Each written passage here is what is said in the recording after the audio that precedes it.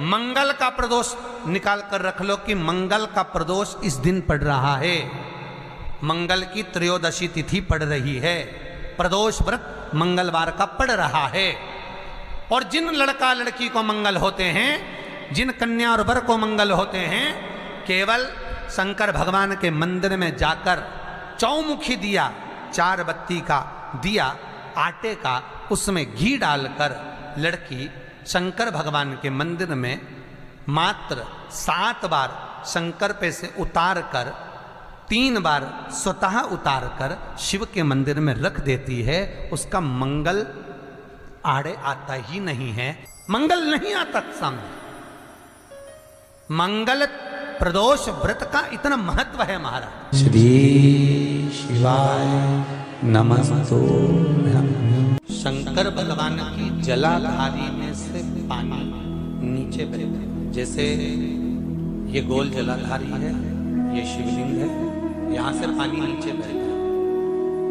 जब विशेष दुख वाली बात आ जाती है या कोई तकलीफ खड़ी हो जाती है, बहुत बड़ी अगर कोई तकलीफ खड़ी हो जाती है, तो शिवलिंग के स्पर्श की जगह जहां से पानी बहता है, जाता है ये गोल, और यहाँ से जो भगवान के चरण है जहाँ से पानी नीचे गिरता है, समझ रहे हो ना सब लोग? उस स्थान पर अपनी जो ये हथेली होती है, इस हथेली को कुछ देर लगा लिया जाता है। कौन सा स्थान? जहाँ से शिवलिंग पर जल चढ़ा, ये जलाधारी में गोल घूमा, घूम के जहाँ चरण से नीचे जाता है, वहां कुछ देर के लिए इस हथेली को लगा लिया जाता है। अपनी हाथ की, सीधे हाथ की हथेली को लगाया जाता है। और देवाधिदेव महादेव का या तो पंचाक्षर मंत्र या षडाक्षर मंत्र या श्री शिवाय नमस्तुभ्यं, इस मंत्र का या महामृत्युंजय मंत्र का स्मरण करते रहते, और दिल की बात भगवान शिव से कह दी जाती है। हृदय से कहकर 2 दिन, ज्यादा से ज्यादा 3 दिन, ज्यादा से ज्यादा 5 दिन, बस 6ठे दिन की जरूरत नहीं पड़ेगी, बाबा रास्ता खोल देगा और कार्य सफल कर देगा। दिल की बात कहो शिव से, अपने दिल की बात कहिए बाबा से, और जब दिल की बात कहोगे, हृदय की बात बाबा से कहोगे, तो बाबा सुनेंगे। निश्चित है की कथा करती है कि शंकर भगवान के शिवलिंग से लेकर जलाधारी में कुछ स्थान ऐसे हैं, वहां पर हमारा मात्र स्पर्श कर अपने दिल की बात कह देने पर भी कार्य सफल हो जाता है। तुम जल चढ़ाओ मत चढ़ाओ, तुम बेलपत्र चढ़ाओ मत चढ़ाओ, तुम धतूरा चढ़ाओ मत चढ़ाओ, पर दिल से अगर तुमने कहा तो उसका फल मिलेगा। शुक्ल पक्ष की 9वीं तिथि तो बेलपत्री, दोनों में पीला चंदन, बीच में लाल चंदन, और जो अशुभ सुंदरी वाली जगह है, उस अशुभ वाली सुंदरी वाली जगह पर डंडी का भाग जहां से पानी बहता है, वहां लाल चंदन का भाग नीचे की ओर शिवलिंग से टच करता हुआ, लाल चंदन का भाग, और दोनों चंदन, पीले चंदन के भाग बेलपत्री के उस अशुभ सुंदरी वाली जगह पर रखकर मन कामना से, शरीर में अगर कोई रोग हो गया जिससे चमड़ी सफेद पड़ रही हो, या काया कोई जगह जगह पर खाज हो गया, या कोई सोराइसिस जैसी बीमारी हो गई है, तो शिव जी पर उस जल को समर्पित कर कर उस बेलपत्री का जो पानी है वो लेकर आए, शरीर में उस स्थान पर लगाना प्रारंभ करें। धीरे धीरे लगभग 15 से 20 दिन तक अगर क्रम करा और श्री शिवाय नमस्तुभ्यं का जाप किया, ये निश्चित है काया अपने रूप में आना प्रारंभ हो जाती है, निश्चित। पर प्रयास करना सोमसूत्र वाला स्थान, प्रयास उच्चारण एक ही करना है आपको उस समय पर जल चढ़ाते समय, षडाक्षर मंत्र का उच्चारण। कभी मौका मिल जाए, विवाह शादी में देरी हो रही हो, या कोई नया कार्य चालू कर रहे हो उसमें देरी हो रही हो, या कोई सर्विस के लिए, नौकरी के लिए जा रहे हो और वो कार्य नहीं हो रहा हो, तो एक धतूरा, केवल एक धतूरा, उस धतूरे को फोड़कर उसके अंदर का फल निकालकर उस फल को शिवलिंग पर चढ़ाकर 1 लोटा जल शंकर भगवान को समर्पित कर। दिन होना चाहिए मंगलवार। कौन सा दिन होना चाहिए? जम के बोलो जरा, मंगलवार समर्पित करो। उसके बाद में आप विवाह के लिए अगर समर्पित करे हैं तो विवाह में देरी नहीं होगी। व्यवसाय और व्यापार के लिए या नौकरी के लिए समर्पित करे हैं तो उसमें देरी नहीं होगी। डिब्बी लो, काशी विश्वनाथ का नाम लो और 21 बार उतारो और उतार कर किसी पेड़ के नीचे तक खड्डा खोद कर उसको दबा दीजिए। आपका काम यूं सफलता की ओर बढ़ना चालू हो जाएगा। शनि की कुदृष्टि समाप्त, 7.5 ढैया समाप्त। परेशानी है? शनिवार के दिन जो पीपल के वृक्ष में सरसों के तेल का दीप लगाता है उसको शनि कभी परेशान नहीं करता। एक बात हमेशा ध्यान रखिएगा, मान लो अगर कोई भारी रोग ऐसा शनि महाराज के कारण हो गया हो, अच्छे काम करते करते उल्टे हो रहे हैं, होते हैं किसी किसी के साथ में, विपरीत परिस्थितियां आ जाती है। अच्छा करने जाओ बुरा हो जाता है, अच्छा कर्म करने जाओ बुरा हो जाता है। तो पीपल के वृक्ष की जो छाल होती है, छाल देखिए, पीपल के वृक्ष में जो छाल लगी होती है उस छाल को घिसकर चंदन बनाकर भगवान शंकर का स्नान कराकर, अभिषेक कराकर, पूजन कराने के बाद में पिपलेश्वर महादेव का नाम लेकर, कौन से महादेव? पिपलेश्वर महादेव का नाम लेकर वो जो घिसी हुई छाल होती है उस छाल का तिलक भगवान शंकर को लगा लो और उसी का थोड़ा सा भाग अपने कंठ पर, मस्तक पर लगाना प्रारंभ कर दो। धीरे धीरे जो विपरीत दशा है वो सुधरना प्रारंभ हो जाती है। और नाम याद रखना, पिपलेश्वर महादेव का। वो भी शनिवार के दिन पीपल के वृक्ष की पूजन करेगा, दूध चढ़ाएगा या मिष्ठान का भोग लगाएगा, लक्ष्मी और नारायण उसके घर में प्रवेश कर जाएगा। लक्ष्मी और नारायण उसके घर में प्रवेश करेगा, इसलिए नियम बनाया। कौन से दिन? शनिवार। लक्ष्मी जी बोली, नारायण आपने तो एक दिन का वार लिख दिया।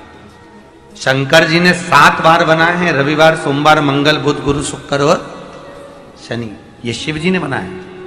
अब एक दिन आपने अपना बना लिया, बाकी के दिन अगर कोई इस पीपल के वृक्ष के नीचे आएगा और यहां तो दरिद्रता बैठी है तो उसका क्या होगा?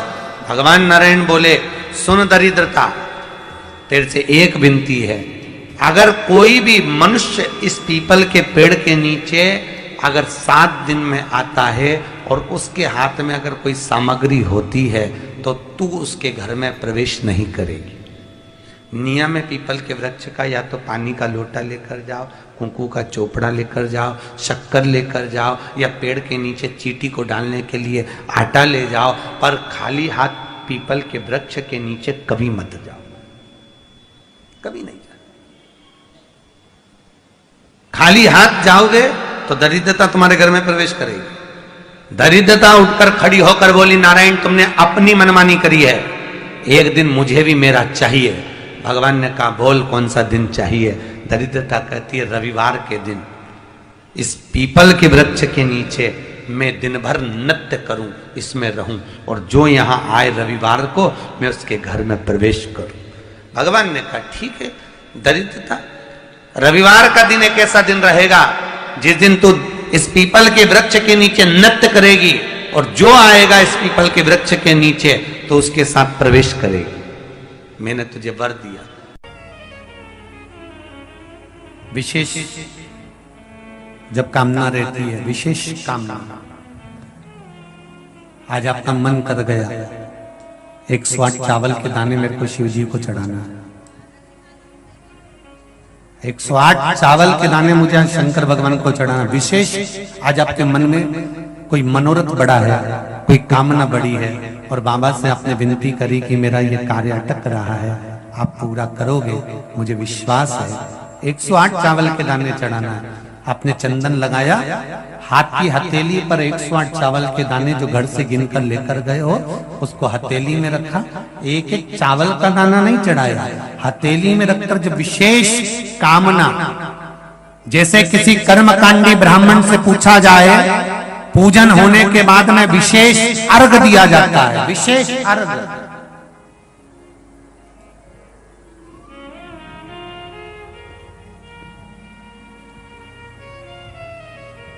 उसी तरह विशेष कामना के लिए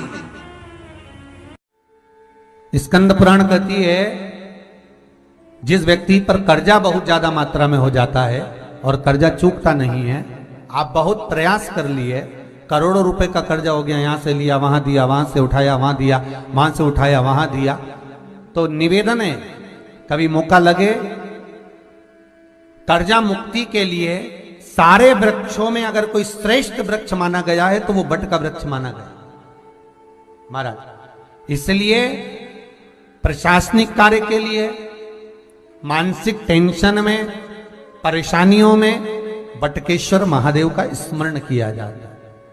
और यदि निवेदन करूंगा बहुत ज्यादा, यदि आपको कर्जा हो गया है, बहुत ज्यादा कर्जा हो गया और वो कर्जा चूक ही नहीं रहा, तो थोड़े दिन बड़ के पेड़ के नीचे आप बटकेश्वर महादेव के लिए 1 लोटा पानी, उसमें थोड़ा सा पिसा हुआ चावल पीस के गला लेना चावल को और पीस लेना, पीस के उस पानी में मिला लेना और मिलाकर उसमें थोड़ी सी हल्दी पिसी हुई डालकर बटकेश्वर महादेव के नाम से बड़ के पेड़ के नीचे अपनी कामना कर कर जो कर्जा हुआ है उस कर्जे का भान देते हुए, स्मरण देते हुए छोड़ दीजिए।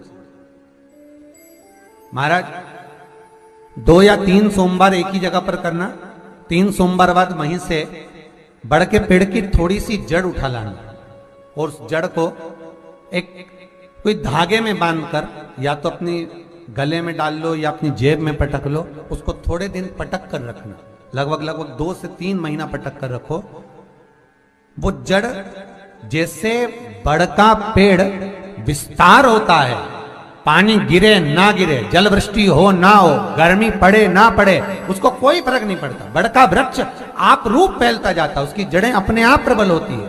उसी तरह ये बटकेश्वर महादेव कहीं से भी अगर जड़ आपके पास में रखी है 1 महीना 2 महीना 3 महीना तक, तो ये जड़ अपने आप लक्ष्मी को पकड़कर खींच कर लाती है और कर्जे से मुक्त कर दे।